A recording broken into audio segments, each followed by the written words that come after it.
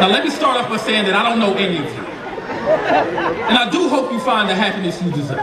Thank you. But I'd be lying if I didn't say I wasn't happy that the happiness you deserve wasn't found in the happiness that is her, because if it was, I wouldn't happen to have heard that you have been asking about it. But since I heard you've been asking about it, I figured I'd let your ass know. Yes. She doing great.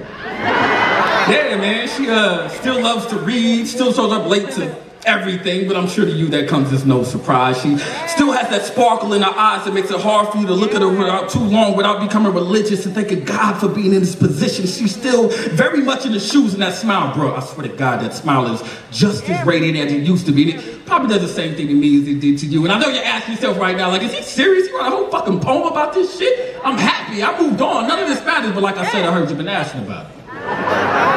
So I started to question your happiness, because honestly, I question mine if I didn't have it. So I know if she chose to move on and love chose to let go, that I'd make at least one more attempt to grab her. I'd say whatever I had to say for one more night of having her. And after I realized I could no longer have it, I'd probably go from talking shit to just wanting to talk, even though I know I'd make no sense. Yo, I get it. A broken heart can have you speaking in pieces. Emotion can have you saying a lot of different things, knowing you don't mean it, especially when you know she's done and you completely shed that perfect image and start speaking to an angel with such a forked tongue. She must be your biggest regret. I know for me, I tend to breathe differently when she leaves, and with me, she comes back. So for you, I'd imagine life to feel a lot like an asthma attack, and I'm not one to hate, so I pray for your respiratory system every day. I mean, other than our height, our personality traits, what we've been through, what we look like, we're all undeserving.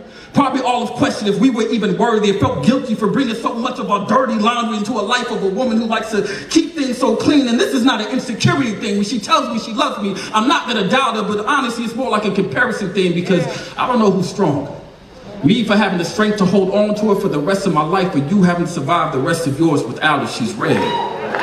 Like an unfinished novel, yet somehow already a classic, the best book I have ever spoken to, and you are blessed to have been a chapter in her story, and I can only hope to continue to grace the blank pages that have yet to be written. See, when it hits you, and you realize that your biggest fear is to become just another failed student, all because you skimmed through her pages, didn't retain the information, didn't respect the content, and definitely didn't handle the book with care. Sometimes you find yourself talking about it. All because I don't want to become you.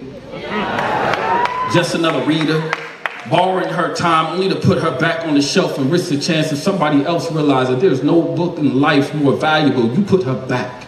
And see, when that book falls into your lap, you gotta know what to do with it. And I don't blame you, bro. If I was you, I'd walk up and down these aisles looking for one just like her too. But please remember, God does not make duplicates. You put her back.